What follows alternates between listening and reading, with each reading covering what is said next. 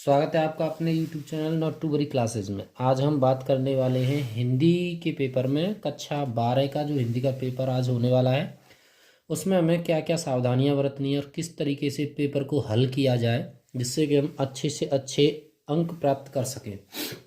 तो आपके सामने एक मॉडल सेट मैंने ले रखा है, ये प्रश्न पत्र है जिसके ज़रिए से मैं आपको समझाने की कोशिश करूँगा कि आपको क्या गलतियाँ नहीं करनी है। चलिए तो बिना देर किए वीडियो को शुरू करते हैं। जैसे हमारा ये पेपर है, सेम ऐसा ही पेपर आपको बोर्ड के एग्ज़ाम में देखने को मिलेगा। सर्वप्रथम आपको दो तरह के पेन यूज़ करने हैं, एक ब्लू और एक ब्लैक। और आपको पेन वही यूज़ करना है जिसको आप पहले से यूज़ करते चले आ रहे हैं। जैसे मेरे पास बिन के ये दो पेन है, एक ब्लैक है एक ब्लू है। ब्लैक को आपको हेडिंग बनाने के लिए यूज़ करना है और ब्लू को आपको आंसर्स लिखने के लिए यूज़ करना है।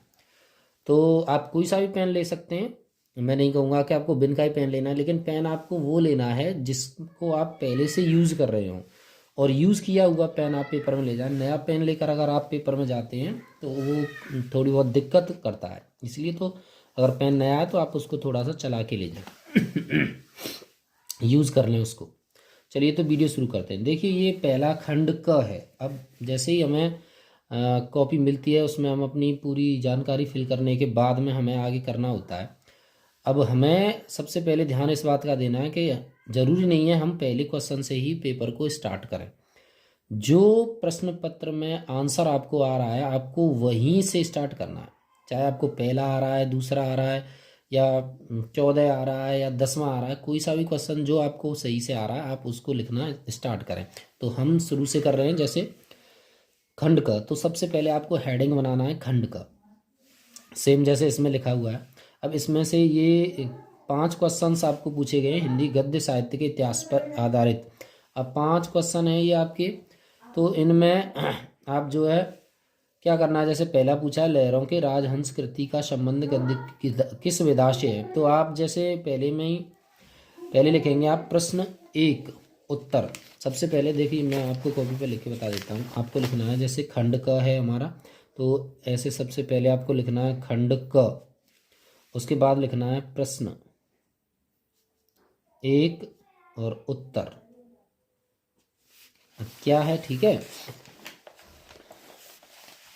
अब उत्तर किस चीज का है, सही विकल्प, ऐसे करके आपको लिखना है सही विकल्प और इसको अंडरलाइन कर देना है। ओके, अब देखो आगे।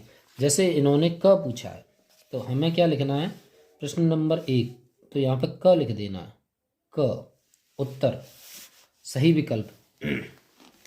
सही विकल्प में अब लिखना है जैसे लहरों के राजहंस कृति का संबंध गद्य की किस विधा से है, तो आप क्या करते हैं कि डायरेक्ट क लिख के ऐसे नीचे लिख देते हैं सेकंड नाटक।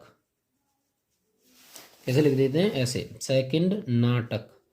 अब ये गलती आपको नहीं करनी है, आपको पूरा लिखना है। आपको कैसे लिखना है, लहरों के राजहंस कृति का संबंध गद्य की किस विधा से, यानी कि ये जो क्वेश्चन है इसमें से आपको लिखना है। तो आपको फिर इसके बाद में नीचे लिखना है नाटक। पहले आपको लिखना है लहरों के राजहंस कृति का संबंध गद्य की किस विधा रचना से है। आपका जो आंसर है वो आप लिखें सेकंड और इसको ब्लैक पेन से लिख के इसके नीचे अंडरलाइन कर दें। 4 ऑप्शन लिखने की ज़रूरत नहीं है, एक ही ऑप्शन आप लिखें।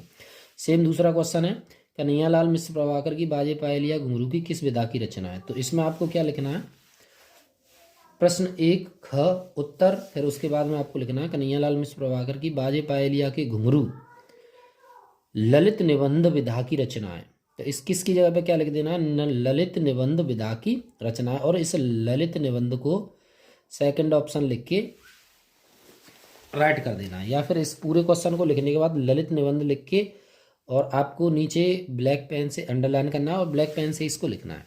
सेम इसमें करना है। जैसे निम्नलिखित में कौन सा निबंध व्यंग का अच्छा उदाहरण है, तो इसका आंसर है निंदारस। तो आपको पहले ये लिखना है प्रश्न नंबर 1 प्रश्न 1 ग उत्तर, ठीक है। बार बार आपको सही विकल्प लिखने की ज़रूरत नहीं है, वो सही विकल्प आपको ऊपर ही लिख देना है। अब इसमें जैसे है निंदारस, तो आपको इस क्वेश्चन को लिखने के बाद में आपको नीचे थर्ड ऑप्शन निंदा रस, और उसको अंडरलाइन कर देना है। अब ऐसे ही सेम ये करना है। फिर क्वेश्चन नंबर 2 है, इसमें भी आपसे इसी प्रकार से 5 क्वेश्चन पूछे हैं। वो गद्य साहित्य के हैं, ये काव्य साहित्य के हैं। जैसे विनय पत्रिका किस काल की रचना है, तो इसमें क्या करना है आपको। दूसरा, अगर आपका जो पेज है, वो अगर पहला भर जाता है तो आपको भरे या नहीं भरे इससे कोई मतलब नहीं है। आपको अगला जो प्रश्न है वो नेक्स्ट पेज से शुरू करना है। जैसे हमारे यहाँ लाइन रह जाती है तो आपको यहीं से उत्तर लिखना शुरू नहीं करना है, आपको इस पेज से अगला प्रश्न शुरू करना है। चाहे कोई भी प्रश्न हो, आपको नए पेज से लिखना है। ठीक है, अब बात करते हैं। अब जैसे ये है तो इसमें लिखना है हमें प्रश्न 2। कैसे लिखना है, खंड तो क ही चल रहा है अपना, प्रश्न 2। अब किसका उत्तर है, जैसे क है, क उत्तर। अब कैसे है ये, सही विकल्प, सही विकल्प। अब सही विकल्प ऐसे लिखने के बाद में, जैसे प्रश्न 2 का उत्तर सही विकल्प, इसको अंडरलाइन कर देना है आपको। चाहे तो आप स्टार भी बना सकते हैं, ब्लैक पेन से लिखना है। उसके बाद में फिर आपको शुरू करना है। जैसे विनय पत्रिका किस काल की रचना है, तो आपको पहले क्वेश्चन लिख लेना है, विनय पत्रिका किस काल की रचना है। फिर उसके बाद में नीचे आंसर लिखना है भक्ति काल, और उसको अंडरलाइन कर देना है। सेम प्रोसेस आपको यहाँ तक करना है। बात करें क्वेश्चन नंबर 3 की, दिए गए गद्यांश पर आधारित निम्नलिखित प्रश्नों के उत्तर दीजिए। तो इस तरीके से आपको एक गद्यांश दिया गया होता है और उसमें से नीचे आपसे क्वेश्चंस पूछे जाते हैं। तो आपको क्या करना है, प्रश्न नंबर 3 जैसे आपको लिखना है प्रश्न 3 उत्तर। अब क्या पूछ रहा है, गद्यांश, तो आपको यहाँ लिखना है गद्यांश। और गद्यांश में से क्या लिखना है आपको, आज जिसे हम बहुमूल्य संस्कृति मान रहे हैं, ये लाइन लिखनी है। कौन सी, आज जिसे हम बहुमूल्य संस्कृति मान रहे हैं। फिर इसके बाद डॉट डॉट डॉट लगाना है और लास्ट में ये लाइन लिख देनी है, सब बदल देगा, सब बदलेगा, सब विकृत होगा, सब नवीन बनेगा। ऐसे लिखना है आपको। ठीक है, आज जिसे हम, ऐसे लिखना है आपको। आज हैंड राइटिंग थोड़ी जल्दी के चक्कर में ख़राब आ रही है। आज जिसे हम, ऐसे आपको पूरी लाइन लिखनी है, आज जिसे हम बहुमूल्य संस्कृति मान रहे हैं। फिर इसके बाद ऐसे डॉट डॉट डॉट डॉट लगाना है और फिर उसके बाद ये लाइन लिख देनी है, सब बदलेगा, सब विकृत होगा, सब नवीन होगा। ठीक है, फिर उसके बाद में ये प्रश्न आपको हल करना शुरू करना है। ठीक है, अब इनमें से जो भी आपको आता हो वो आप कर सकते हैं। इसके बाद हम बात करेंगे क्वेश्चन नंबर 4 की। क्वेश्चन नंबर 4 में सेम आपको लिखना है। जैसे यहाँ प्रश्न नंबर 2 लिखा है, प्रश्न नंबर 3 लिखा है, तो हमें लिखना प्रश्न नंबर 4 उत्तर, और ये गद्यांश है, ये पद्यांश है। तो इस गद्यांश की जगह पे हमें क्या लिखना है, पद्यांश। और सेम फिर इसकी पहली और अंतिम लाइन डॉट डॉट करके लिखनी है। जैसे कहते आते थे यही अभी नरदेही, फिर ये लिख लेनी है हमें, कहते आते थे अभी यही नरदेही। फिर इसके बाद डॉट डॉट डॉट करके आपको इसकी अंतिम लाइन लिखनी है।